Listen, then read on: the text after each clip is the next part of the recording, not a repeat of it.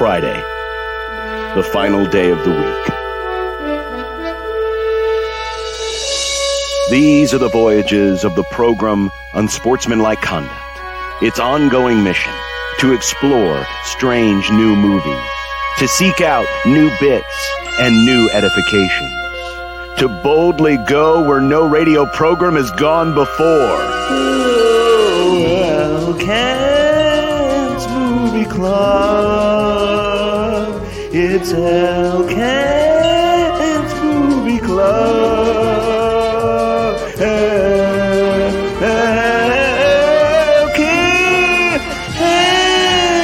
Movie Club. It's Elkent's Movie Club. Let's get to our movie this week. It's Godzilla -1 on Netflix.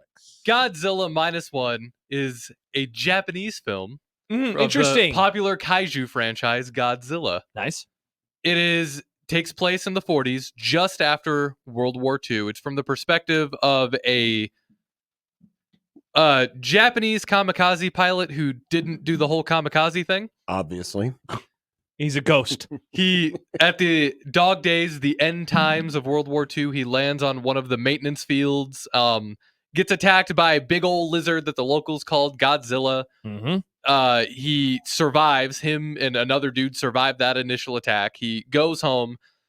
The movie kind of does this really interesting thing where it shows what Tokyo looked like immediately post-war, which I don't see. Mm-hmm. And it's a cross between him rebuilding his life and also the United States is nuking everything. And that causes Godzilla to mutate into a giant nuclear lizard.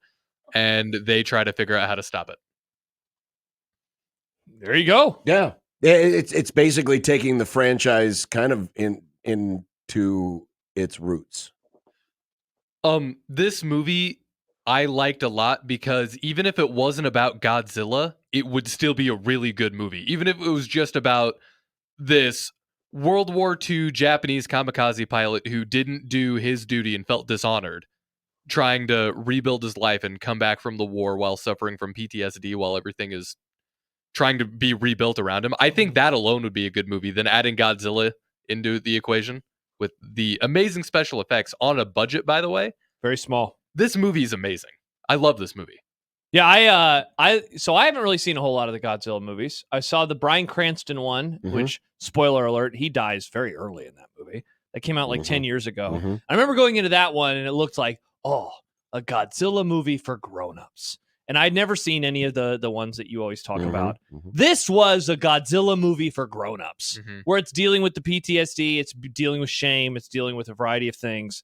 And I was like Nick, I really enjoyed it, just because it felt like as grounded as a movie with a giant lizard can feel. I thought that this movie felt very grounded in kind of what the stories that they followed were, the storylines that they followed were. Kent? Yes, I'm looking up the director's name. It is Yamakaze. Yep. Yep. What this is, you were dead on saying it was a return to the origins of the series of Godzilla. The name is actually an English transmutation of Gojira, is what the Japanese call it. This series, of course, began 70 years ago, 8 years after the end of World War II. And, Godzilla was the nuclear threat made real, essentially. And those first few movies were dark. They weren't the silly stuff that came later. The other thing that this does is it gets it out of the hands of Hollywood and the overdone effects and the garbage stories and tells a real story, which the director lifted and has admitted to lifting from the early Godzilla movies, the Hayao What's the last name, Nick? The animator. Oh, geez. Miyazaki. Oh, yeah, Miyazaki. Hayao Miyazaki animated, and Spielberg. He borrowed from all of those. The irony there being Spielberg borrowed from Godzilla for Jurassic Park. Mm-hmm. Sure. And so all of the things that you guys have been saying are exactly why this is such a good movie. And the effects are great on a $12 million budget. So it won the Oscar for best effects this year. See, I would have never. I didn't know that. Did it won the Oscar? No, that it was made that cheaply. Oh, Yeah. yeah. I had no idea. It looks way better than a lot of the Marvel crap these days. Well, yeah, it's. I mean, it's as real as you can get, knowing that you can't actually real life shoot a 200-foot tall dinosaur who breathes fire. And that was the other part. I always thought Godzilla breathed fire, but this was like straight like nuclear basically beams. nuclear. He always had that ray. What you made it think you breathe fire was in the 60s. Right. They didn't have the ability to make those effects. So the ray looked like fire. And then when it hit, everything caught on fire. Right. It's more a technological issue than the story being different. So I think this is, I've seen this thing 3 times now, and you guys know I don't watch them more than once unless I think they're pretty good. Unless it's the movie club or you like the movie. Yeah, exactly. Something that I had caught myself thinking last night and even today, as I've had time to think about it more. This movie was awesome, not in like the that's awesome kind of way, but it really was. It did a great job of showing the raw, awesome power of Godzilla when he went, when they were in that city and that did that blast and it just everything. Yeah, I was wide eyed, like I caught myself jaw dropped, just entranced by that whole scene. And I want to know, because I think the 97 Godzilla is the only other Godzilla movie I've ever seen. But even with other kaiju movies, I feel like it's one of those we're desensitized to the building destruction. But how come the way they handled this Godzilla, it just seemed more scary, I guess? I would say 2 things. One, it's used he's minimal, right? He only shows up maybe 4 times in the movie. Yeah. Mm-hmm. Right. So when he does show up, he's got presence, much more impact. The second is what this thing was very interestingly shot with the creature. I don't know if you say shot or composed or what the right word is, but so many of the angles in it and stuff were from down below or from here, from there, and all the quick cuts set in. And I think this is important. You hit it right on that post 1945 Tokyo, right? So it felt like you were in a real place. I mean, I don't know if that's what Tokyo looked like or not, but I'm going to assume that it was something like that. Right. And I think those 2 things and all of the attacks or whatever was in service of the story. There was nothing gratuitous, right? He just didn't wipe out a city for fun. It was for plot purposes. Right. There was a service of the story, which makes it probably have more dramatic impact than just the effects. And it wasn't some Hollywood director schlocking things up. Yeah. Along those lines, I've made that point a few times. The reason there were no Japanese Godzilla movies for about 5-8 years is Legendary Entertainment. That's a production house here that I think is either Warner's or Lionsgate distributes them, right? They're a production house, bought all the Godzilla rights, and they couldn't make them in Japan for like 6 years. And so this director got the job to bring it back as a Japanese film right before the pandemic. Okay. Which gave him 2 years to write the thing and get it honed before they shot it. Yeah, along those lines, we got a tweet from Riley who said many people pointed out that they were able to do the special effects that well at the price because they didn't rush the animators the way they do so many American films under strict timelines. How much of it was what you just mentioned with COVID and having time versus how much of it was just the proper care regardless of how COVID affected it or not? I think the plotting, the story, and all of that was COVID, and then not pushing it was post-COVID. Because it filmed it post-COVID, and there was no reason. After you've sat on a movie for 5 years, right? Another 6 months isn't going to make any difference. No, it's not. I think, Nick, to answer part of your question about why it felt scarier is you had characters to care about. True. Now growing up watching the Godzilla movies as I did, all it was just to see the guy in the rubber suit step on the toy cars and how funny it was and kind of laugh at the special effects. I mean, that was, but there wasn't anything to care about. Mm-hmm. And that's a big reason why I wanted to watch this movie the way I watched it, because I wanted to compare it to how I used to watch Godzilla movies growing up. And that was the thing that stood. I thought it helped for me, not that it wouldn't have translated any other way, but how much better the story was and how there was really an interest there, especially the little girl, right? Because she's orphaned. She's, picked up on the streets because her mom's been killed by this other woman. And then, the kamikaze pilot comes into their life, and it becomes something where when Godzilla attacks, you're concerned about her, about the little girl, right? But in the old Godzilla movies, again, it was just like, it was mostly just the scientists and the Americans who came over to help and whatever. And you're just like, I just want to see the guy in the rubber suit. Mm-hmm. But in this case, you actually cared about the people at the center of the story, and you were rooting against the monster. And thinking about it a little more also, the way Godzilla was portrayed in this movie, it was more of a force of nature than a malicious being. It was an animal that happened to have these powers, but I don't think it was intentionally targeting these cities. It just seemed like it was in the ocean, and then it happened upon these populated places, and then it was getting attacked, so then it reacted that way. Mm-hmm. It felt more like a tornado movie than a monster Godzilla's movie. Twister. Yes, Godzilla's Twister.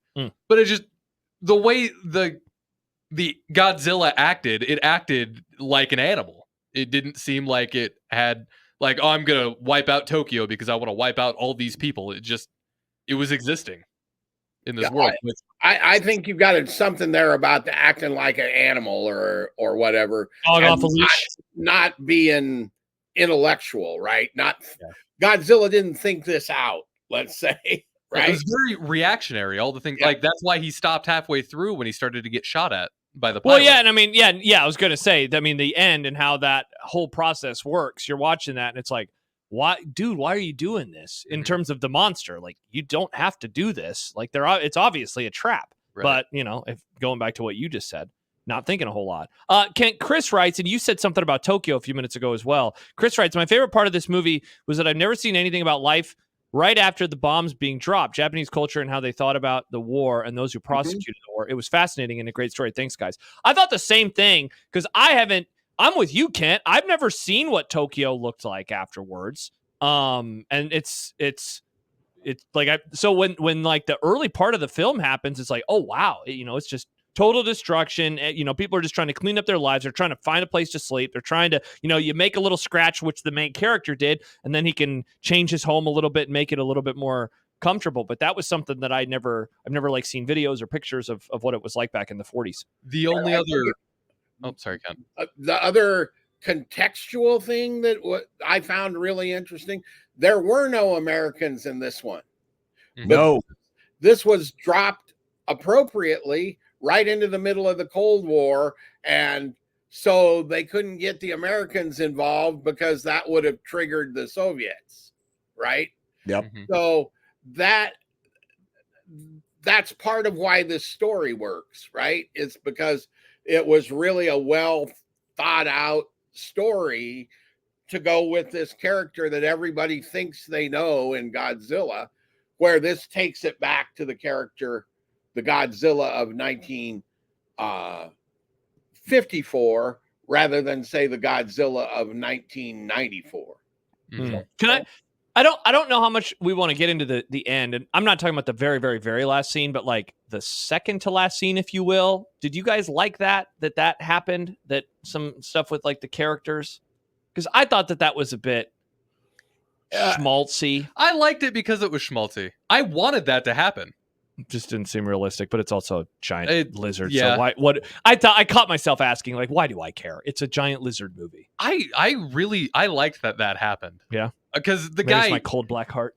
The guy just needed a win. You know, the guy needed a win. Well, they had a win. He had a win. They had a win. They had a big win. Not a huge win. Not an emotional win. I would have fist pumped. That guy's been through too much. He's been through a lot. I'm glad that it ended how it did. I think they had to end it that way for multiple reasons, including this thing. The story is essentially a redemptive hero's journey. Mm-hmm. Definitely. Okay. In order for that redemption to be complete, that ending had to work that way. Otherwise, it's still sad. It becomes a different kind of story, right? I don't want to give too much away, so let's just say it becomes a different kind of story.